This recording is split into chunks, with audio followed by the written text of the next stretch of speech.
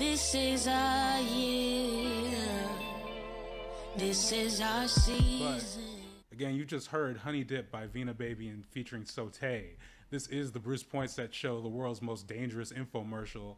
And along with my producer, Ado, we bring you this bi weekly news, interviews, and commentary experience. We give you this news live on Twitch, and we give you the show every second and fourth Wednesday at 7 p.m. on the Numbers FM. You can also catch clips on youtube.com/Bruce Poinsette and exclusive content by becoming a member at patreon.com/Bruce Poinsette. But again, we begin every show with news stories you might have missed, but should definitely be on your radar. So now, without further ado, the news. First story comes from Coin6, and it is PPS, Cleveland High School vandalized with racist hate language and graffiti. Now, according to the article, in a message sent to families, Joanne Watkins, the school's principal, said that the school was spray painted on the front doors, windows along the first door, the gym doors facing Southeast Franklin, and the gym doors facing Southeast 28th over the weekend. The stadium benches, turf, and track were also spray painted. Individuals associated with Cleveland in the past had their names spelled out, said Watkins in the message obtained by Coin6 News. A swastika was painted on the left front door. Students' safety and inclusion is the district's core value. Hate is not tolerated nor accepted in our community. Meanwhile, white people are still terrorizing school board meetings over critical race theory. For our next story, we go to Willamette Week. It's titled, Threat to Abortion Rights Reaches Oregon's Border After Idaho Passes Quote-Unquote Heartbeat Bill by Tess Risky. So, quick background from the article. The Idaho legislature on March 14th passed a so-called heartbeat bill that closely mirrors an abortion ban by the same name in Texas that the U.S. Supreme Court refused to block following a 5-4 vote in September. Idaho's bill prohibits abortion of a preborn child once a fetal heartbeat has been detected, usually around 6 weeks into a pregnancy when the embryo is the size of a pomegranate seed. Furthermore, the bill states that any female upon whom an abortion has been attempted or performed, the father of the preborn child, a grandparent, sibling, aunt, or uncle may sue the medical provider for up to $20,000 in damages. Unlike the Texas law, Idaho's does carve out an exception for pregnancies that result from incest or rape, with the caveat that the person seeking an abortion must have filed a police report before terminating the pregnancy and that they must share the report with the abortion provider. So, obviously, it's pretty bleak. But just another thing from the article, to bring it back to Oregon, on the heels of Idaho's bill passage, Oregon lawmakers on March 15th announced the $15 million Oregon Reproductive Health Equity Fund, approved in the session's final budget bill, which will address immediate and urgent patient needs for abortion funds and practical support like traveling and lodging. So, a little bit of a bright side to, again, a bleak story and a series of bleak stories going on across the country for a real threat to, not just a threat, but a realized danger to reproductive rights. And I think this really highlights how even in states like ours in Oregon, where abortion is legal, it's still affected by these states because you have people, whether it's flying in from Texas, whether it's driving over from Idaho, who need this care, and it does put a strain on resources. It does put a strain on all the other things, as mentioned in the article, whether you're talking about travel and lodging and how you make that happen, just so people, again, can get the health care they need. So, we're in really scary times for reproductive rights, but, keep staying tuned, keep paying attention, stay vigilant. Our next story comes from OPB. It's titled, by Cassandra Profita, and it's titled, Portland Clean Energy Fund Program is still missing key pieces, audit finds. So, a couple excerpts from the article. First, in the report, auditors said the Portland Clean Energy Fund is missing key elements of the plan 65% of voters approved in 2018. For example, it doesn't even have the essential climate change goals the program is supposed to be helping the city achieve. Auditors flagged multiple structural problems, including a lack of oversight and accountability systems, unpredictable revenue, and unclear administrative costs that could prevent the program from meeting the requirements outlined in its underpinning legislation. As of last year, the resulting 1% tax on large retailers had generated more than $185 million, a lot more revenue than expected. The program was predicted to generate $44 million to $61 million a year. In the last fiscal year, revenues reached $116 million. So we're going to get into a couple more thoughts from this article, but I think a lot of people's initial reaction when they see this, especially the headline, is raise alarm, or is climate change a fraud? What are we going to do? But that brings me back to the article in which one of the auditors writes, or one of the auditors mentions, and let me bring it back. Whole Caballero said the good news is the city council can fix problems with the program. What you're seeing is something that should be expected, she said. When something is brought into the code through an initiative petition, it's not going through the normal checks and balances. It's a startup that's just getting underway. I think that framing is very key here, because a lot of these initiatives to actually bring radical change, especially when they also come with components that center marginalized people, they are effectively in the wild, wild west of the process. They're trying to build something from nothing. Now, the fact that the revenues were much more than expected is already a good sign, and there's also a letter from, I believe, some Portland businesses earlier this week trying to jump on this auditor's report. However, as some, including Commissioner Joanne Hardesty, pointed out, that could very much also be a sign of these businesses wanting to not pay as much money into this and not invest as much, and taking advantage of this audit and the headlines to do so. So again, stay vigilant, stay aware that this is a process, and don't let these forces stop us from continuing to pursue these needed structural changes.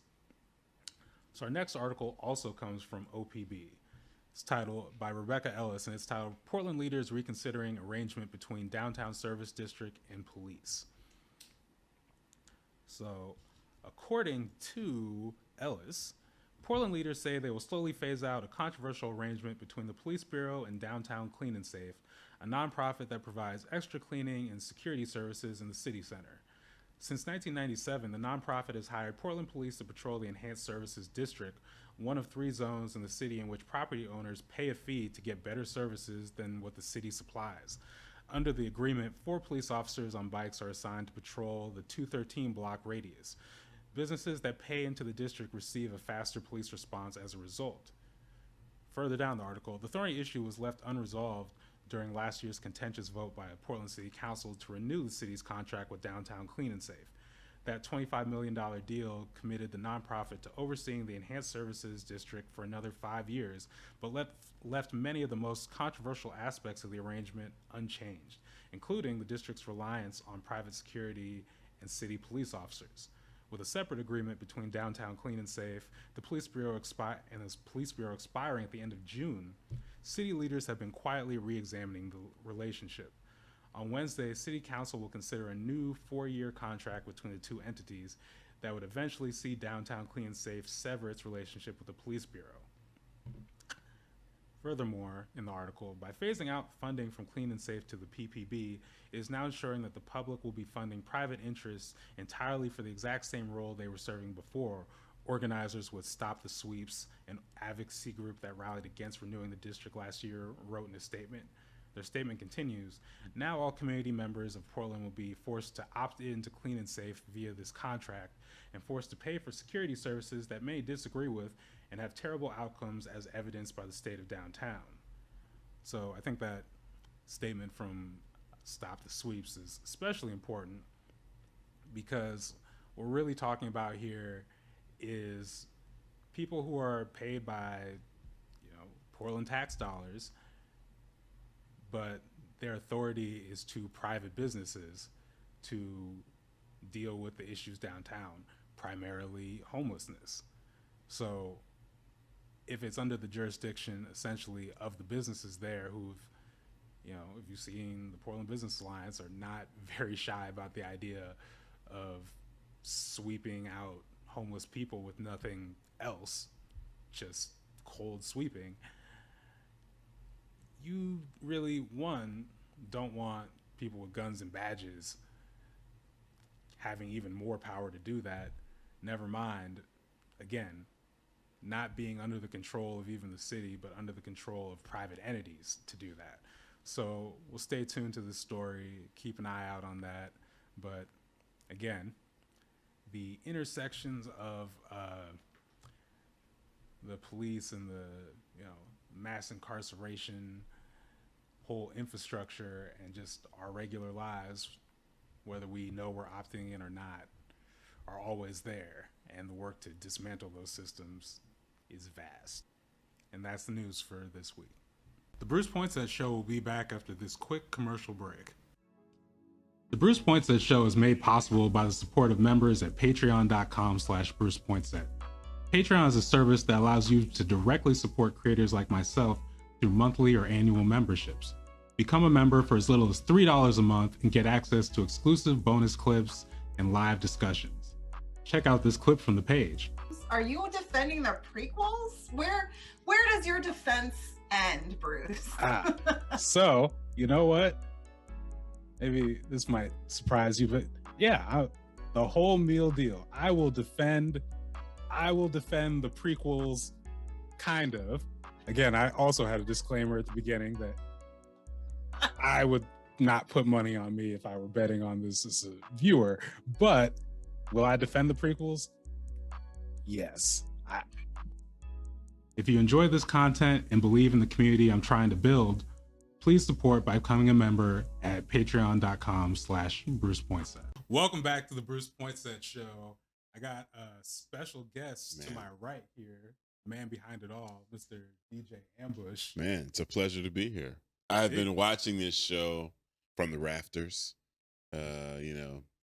from some low-lit areas. Some might call them caves, caves where bats dwell. And it's been really, really good. It's been really cool. It's been amazing. It's been a great show. I'm honored to be involved. Yeah, I'm happy to have you here. That may or may not change in like 2 minutes. But this is gonna be a messy one. This is gonna be an ongoing another ongoing segment, the Blurred-tastic Adventure. If you're familiar with my other show, which goes on the numbers every 7 p.m. every first and third Wednesday, the Black-tastic Adventure. It's a little spin-off. But basically, something magic has happened in some of the pre-production processes we've been through here, where I'm in the studio, Ado's in the studio, Ambush is in the studio, and for those who are unfamiliar, we like nerd stuff. We really do. So Facts. There's some very epic, unapologetically, some very epic, blurty conversations, and with the recent release of The Batman, we had to talk about it.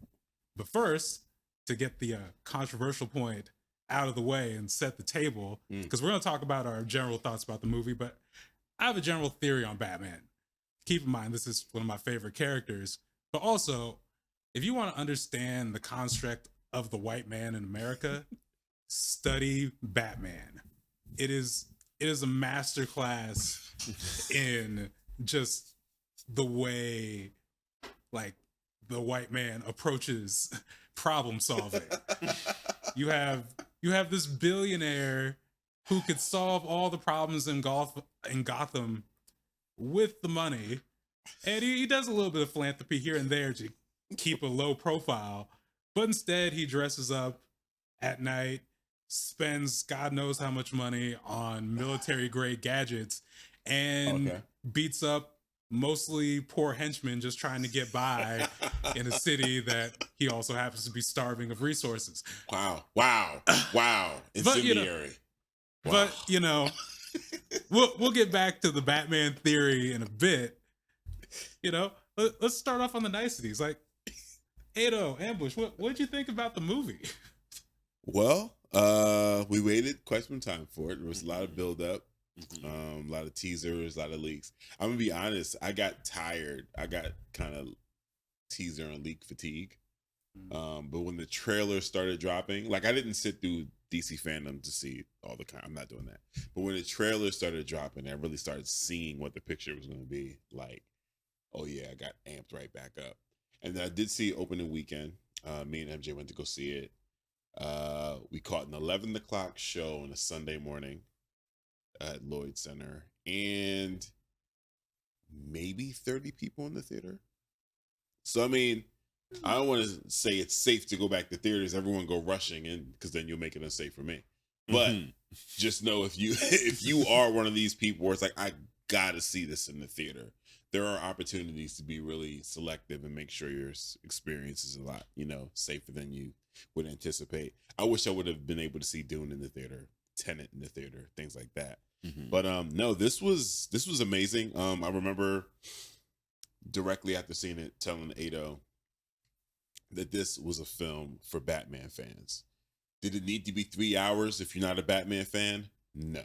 But for us Batman fans, it could have been 6 hours, because the way Matt Reeves pulled from comic books, graphic novels, cartoons, previous films, like the way he weaved so much of Batman's storyline and the mythology and the mythos into this one world that he created, which happens to be on Earth too, is amazing. It was amazing. You were just seeing so many different Easter eggs and just different nods to everything that is, Gotham and the Batman. Like, prime example, when we were introduced to the Batmobile, the roar of that engine and just the way that it was just like, okay, it is time. It's go time. Yeah, it's great. I love the film. I loved it. Ready to go see it again. I left the movie very pleased. I think Ambush made a lot of very good points. This is a movie for Batman fans.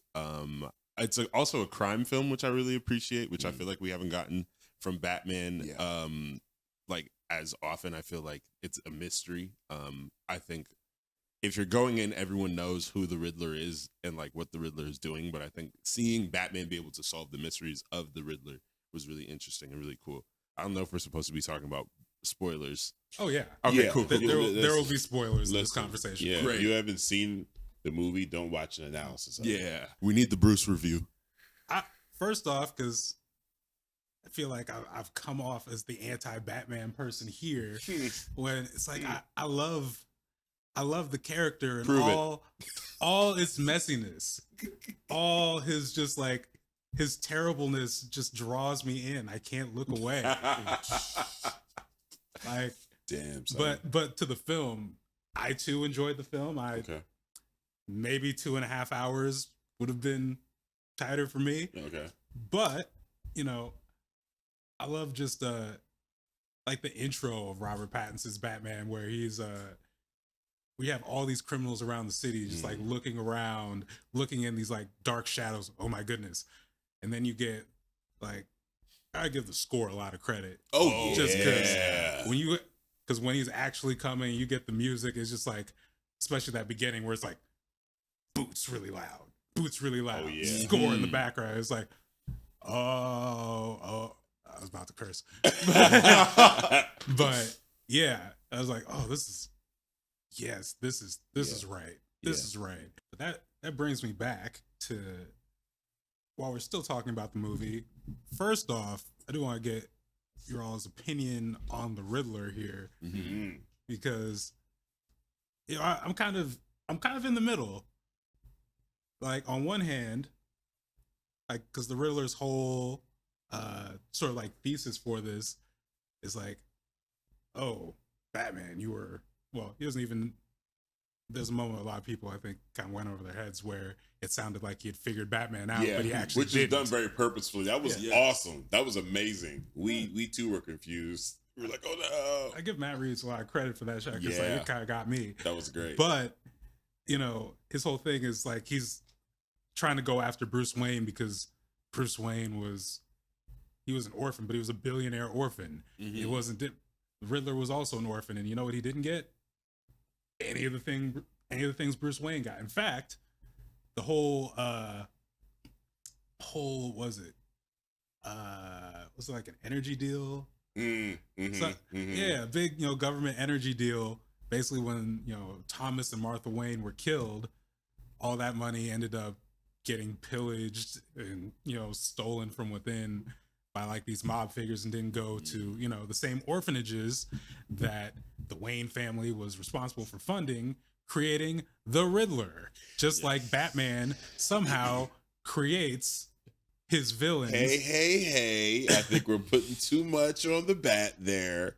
As far as, I mean, I feel like Gotham creates those villains, huh? If we want to take, for example, the Killing Joke as the Joker's origin, Batman did throw the Joker in the Ace Chemicals.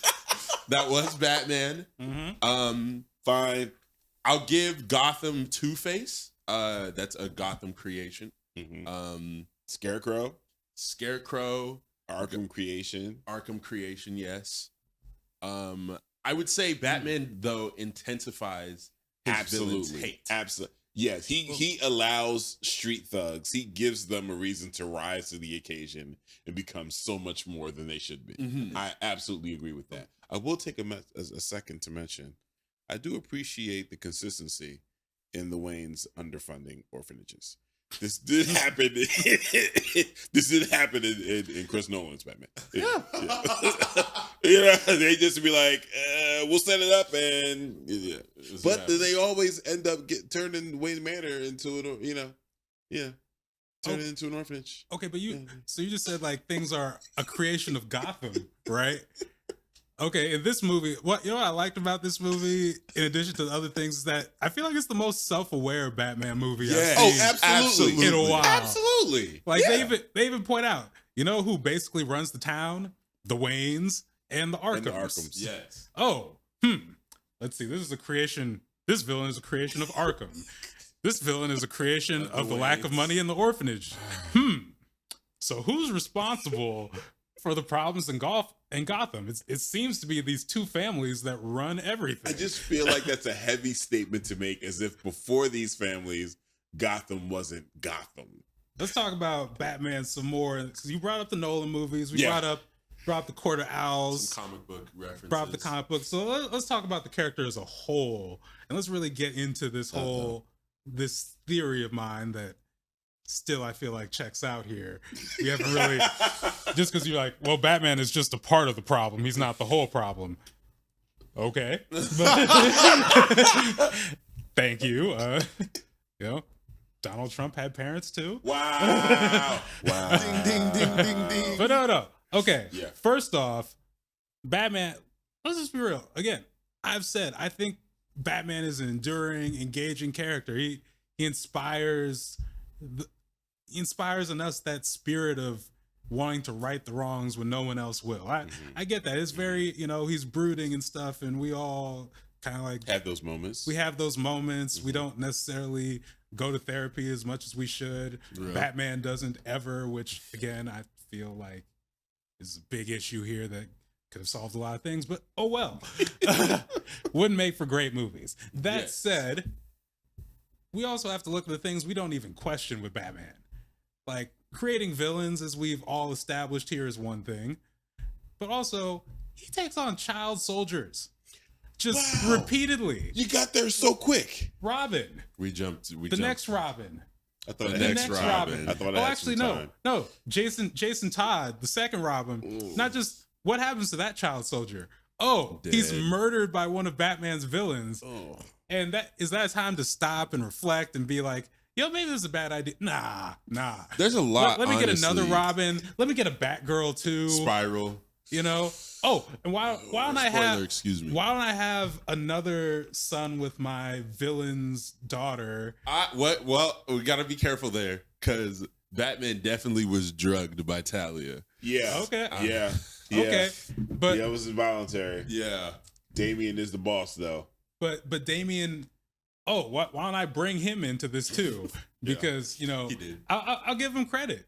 He could have just done it with random children, but he was like, nah, I'm going to bring my own blood into this too. I don't discriminate. So he could have taken another child. Good on Batman there for really just, again, continuously employing child soldiers, scouting child soldiers, grooming child soldiers, and us all just being like, this is great. This is wonderful. Why would we ever question this? This seems like a great guy.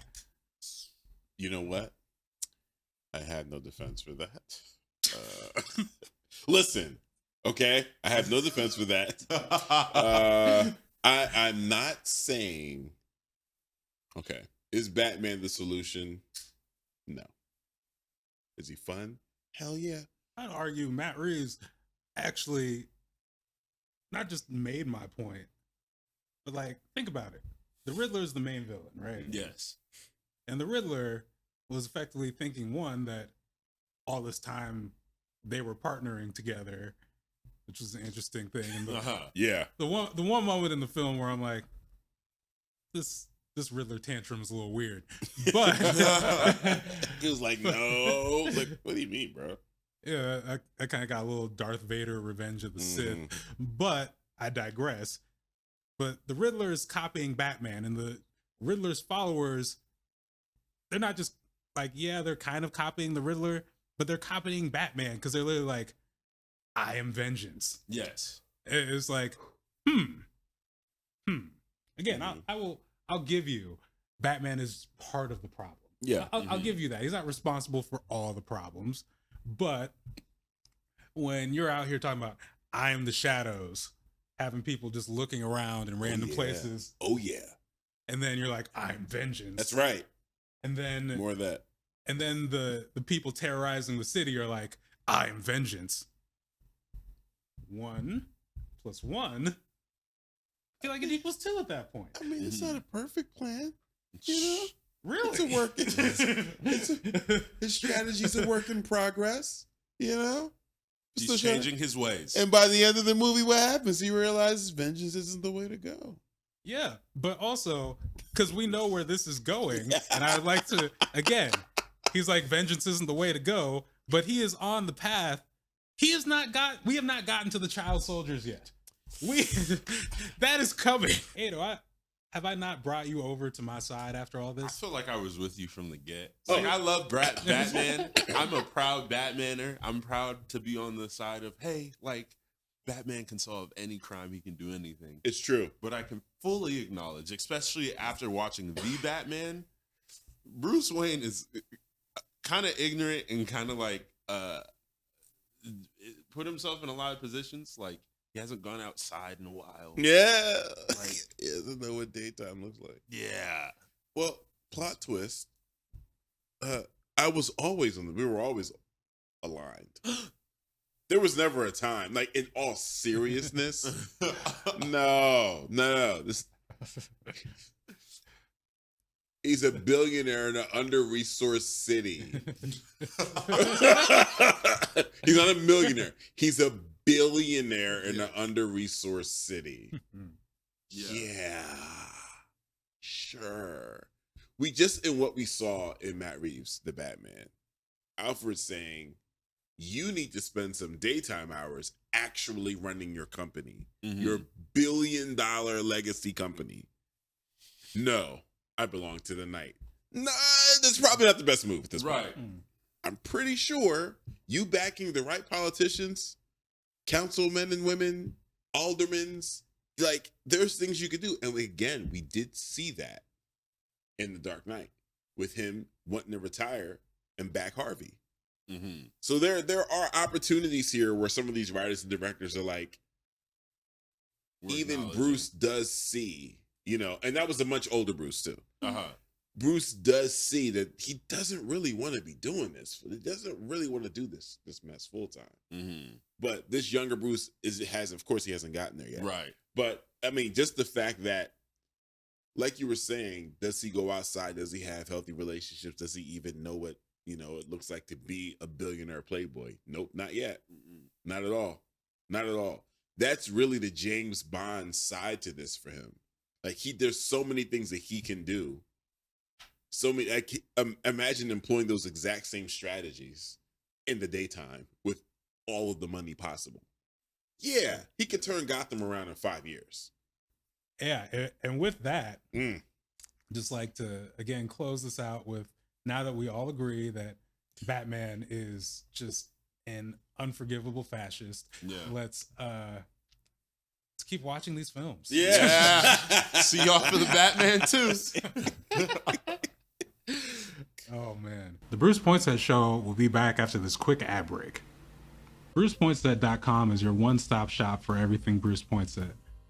You have my services such as freelance writing and editing, creative nonfiction courses, as well as customized writing classes, event facilitation, and digital content creation. Again, go to BrucePoinsette.com for a quote and make sure to sign up for my newsletter so you don't miss any news or updates.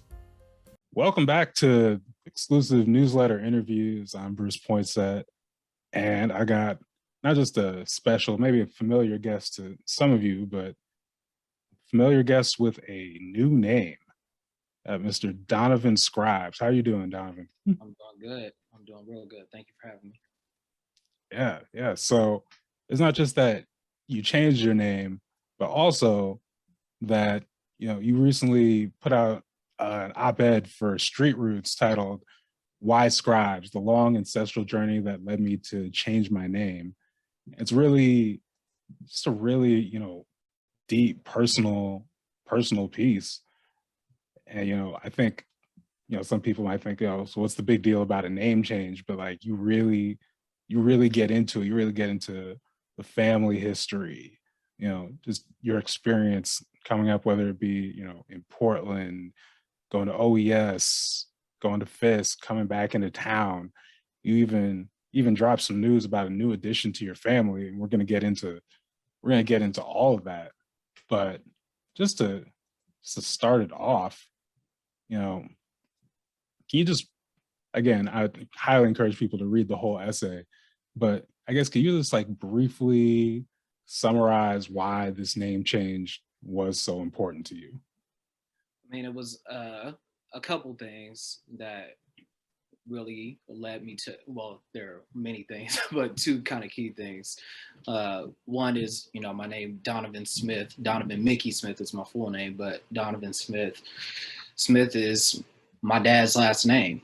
And for me, I did not grow up with my dad as like a key fixture in my life. And the way he had treated my mom in particular, the stories that I have of how he was were terrible, And so he's got all these kids that are around the country, literally. And most of them are Smiths just by nature of him being a man, really, and just people passing on the man's last name, really without a whole lot of question around that. But on a larger level, Smith is literally like one of the most kind of like plain names when you think about it. Like John Smith is the name that you might put just to have the most plain or blank name, anonymous person. And once you really start thinking about why names like that are considered to be the norm or de facto, you really start getting into way deeper, institutions and histories and things like that. And so it's been something that's swirled in my mind for a while. Like, how do we name things? How do we call things? How do we, honor ourselves? And I guess like a decade ago, I kind of come into making the leap of like, I'm not gonna carry Smith anymore, but it was even more than that. It was like, I'm not carrying any of these like Anglo-based names. Like a lot of Black people, I don't have a percentage point on it, but a lot of Black people just have names that are rooted in Eurocentric names. And that is because at the base of it, because of colonialism. And we don't keep a lot of our heritage in that way. We just kind of have passed on these names from generation to generation. And what I tried to capture in the article is like, I have landed in still calling myself Donovan Scribes. So, I'm still taking names that are rooted in,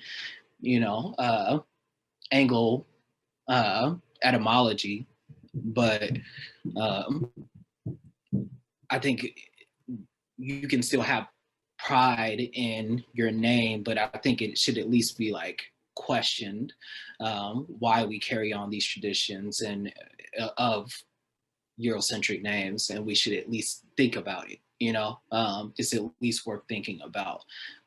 So I'm not asking every Black person to go and change their name to something Swahili, but it's something to consider. Yeah. Yeah. So with scribes, because again, the article you discuss at one point trying to has changed every aspect of your name, and then eventually, like you said, coming back to Donovan. But and you had your mom had a particular reaction to that, which again we'll get to. But let's just talk about scribes just for a minute. Like, how and why did you land on scribes? I mean, at that particular moment, which was like 10 years ago, that I was going to change my full name. It's going to change the last name from Smith to Scribes because it was something that I was finding a lot of pride in, which was being a writer, and um, it was something that really for a good deal of my life I've just been like encouraged in, even if it wasn't like something that I was like deeply like I could cite every writer and every poet and things like that. But even when I was in high school, I would have teachers running up to me and telling me how good this piece was that I wrote. And when I finally kind of moved towards like, all right, this is going to be a career choice for me, it was something that I felt even more confident in. Like, I am a writer. I feel this on a deep level, but it also is like about telling, being able to write our own stories. For me, of like moving from Smith to Scribes is about writing our own stories, holding our own narratives, and being able to, control those things. And so I feel like by giving Scribes to myself and giving it to, I don't want to get ahead, but like giving it to um, my kid is something that she'll be able to like start her own. She'll be able to have Scribes as part of a tree that is rooted in the stories that I've set a foundation for now. There, when I had originally been looking at it though, at the time I believed that there were literally no surnames of Scribes. Like I had looked and I just could not find anything that said Scribes as a last name. And so my belief at that time was like, oh, this is literally a place where nobody has this. And that attracted me even more to it. I did find later that there were like small pockets of people who had called themselves Scribes. And I wish I had more kind of detail on them, but it is not like this long lineage of people. It seems like a kind of smaller group. And for me, I've like put a stamp in terms of like how I'm defining Scribes and how I'm giving it to my tree. So that's kind of what it is for me. Yeah. Yeah. So you said you didn't want to skip ahead, but I mean, you mentioned the baby, so we gotta go there. You also in this article announced that you and your partner are expecting, and it's a first off, congratulations.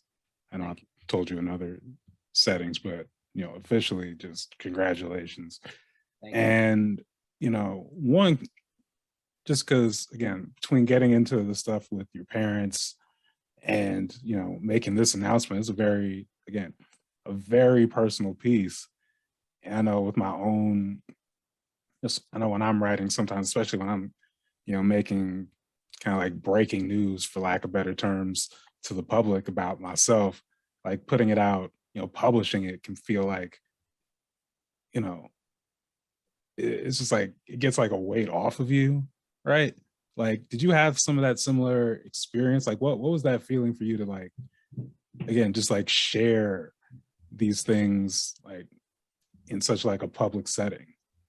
I mean, I had a lot of different anxieties and excitement going into it, and I really haven't had anything that quite goes here in terms of a personal level. So, I've definitely never like discussed my dad in public.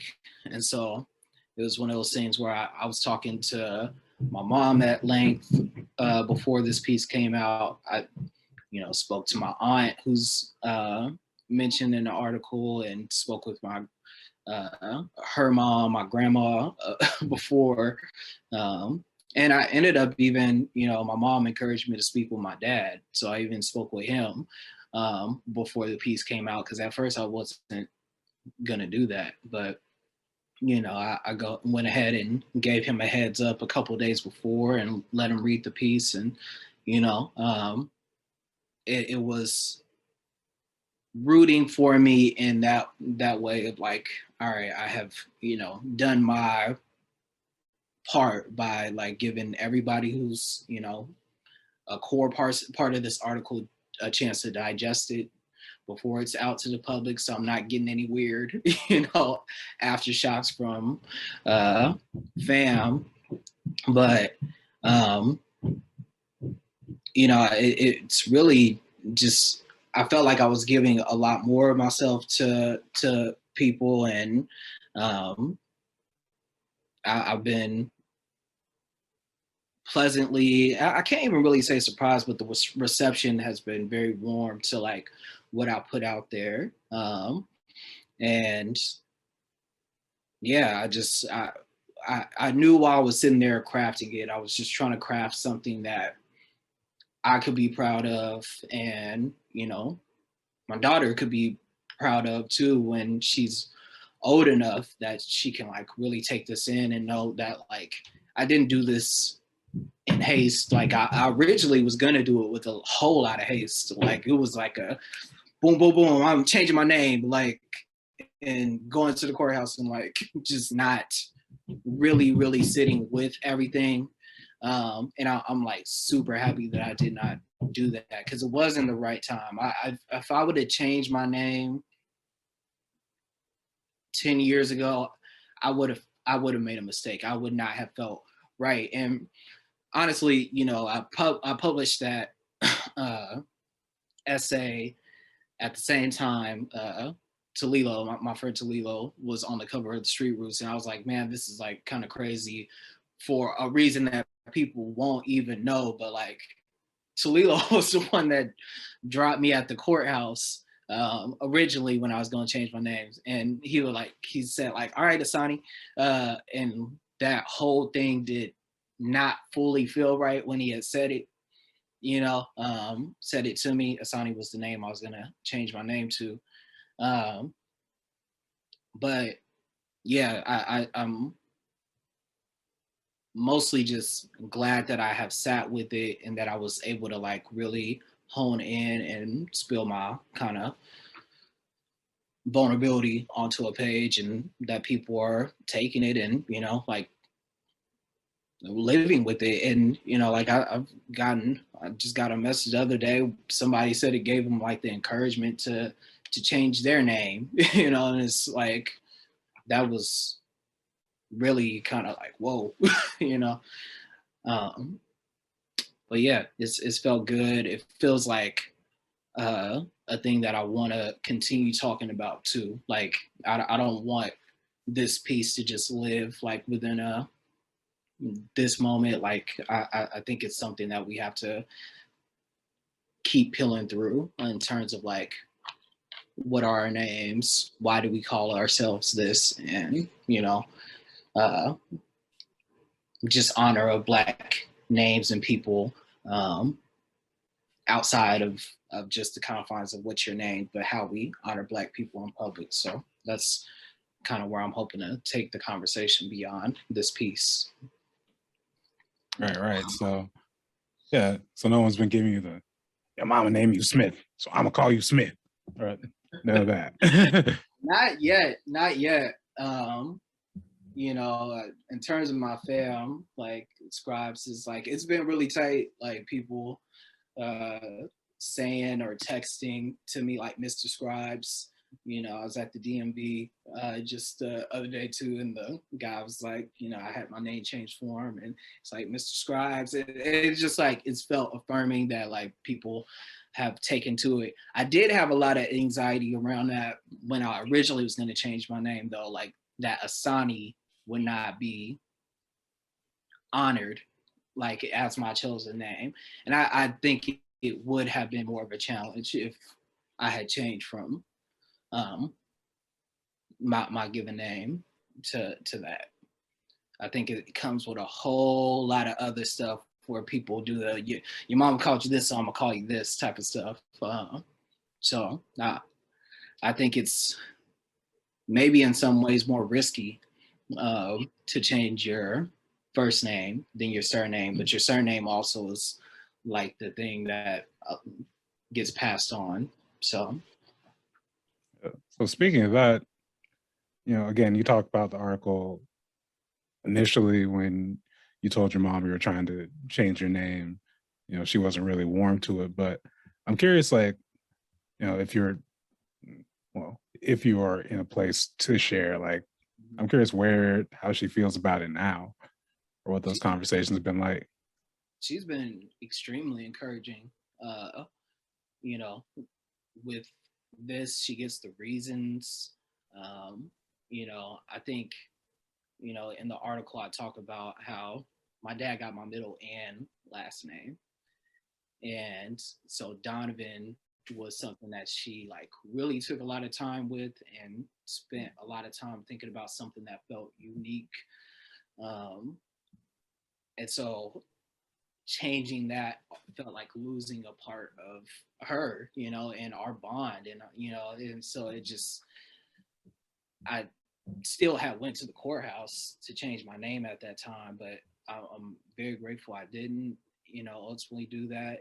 And I think in terms of why I wanted to change from Smith to Scribes, whether it's the relationship with my dad or relationship to, slavery, all these things are things she's understood. And like when I took my DNA test this past summer, I was sitting in the house with her, and we're like finding new stuff out about our ancestors on her side, and like her dad had told her stuff about Panola County, Texas, but it's like we were learning together what was really going on down there, and it was like the slave county in Texas, and seeing Ballard trace back that far to like the 1800s and everything.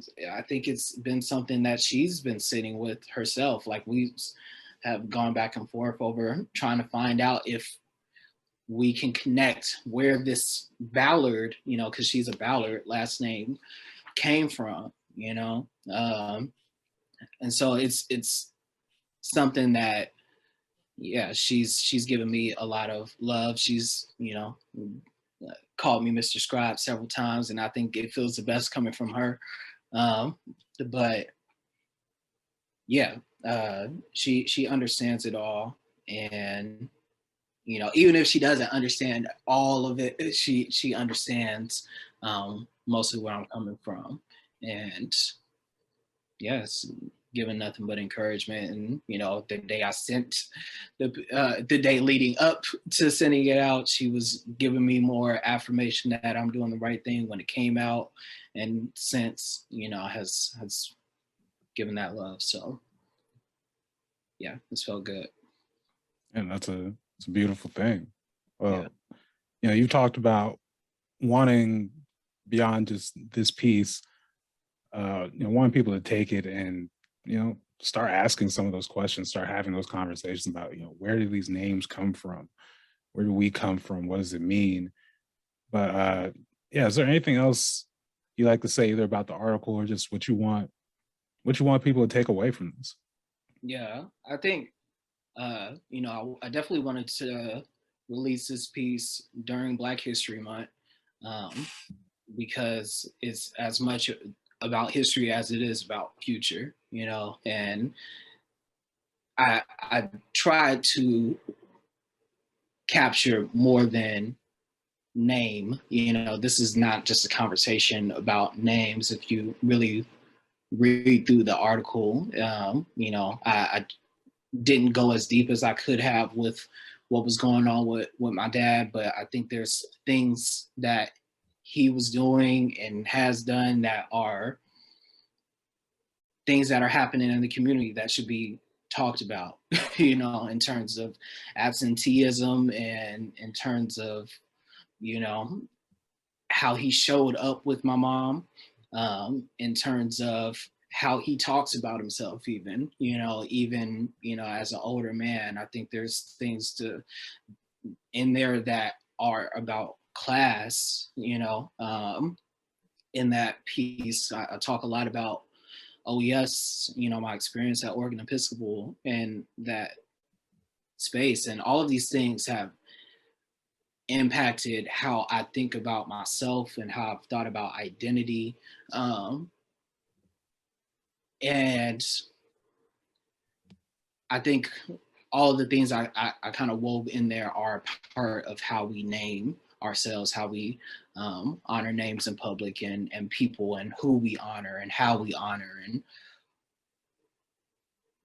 I just tried to do justice by all the themes that I touched on. So I hope people read it as a conversation starter, you know, like that this is not just about me changing my name. It is a question about how we name things, you know, and how we name ourselves, and what honor looks like and what it doesn't look like, you know.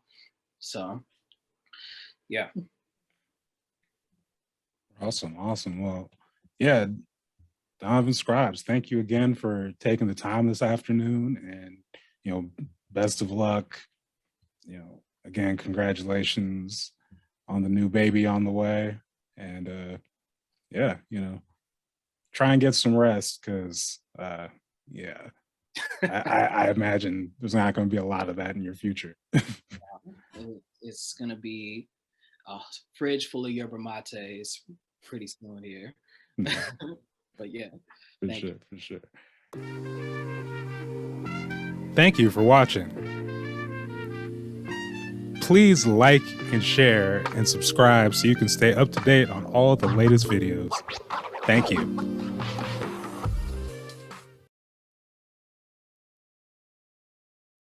And this has been the Bruce Poinsette Show. Make sure to catch us every second and fourth Wednesday at 7 p.m. on the Numbers FM, as well as on youtube.com/Bruce Poinsette. And for exclusive clips, go to patreon.com/Bruce Poinsette and become a member. In the meantime, hey Black people. Trust me, it won't hurt. See you next week.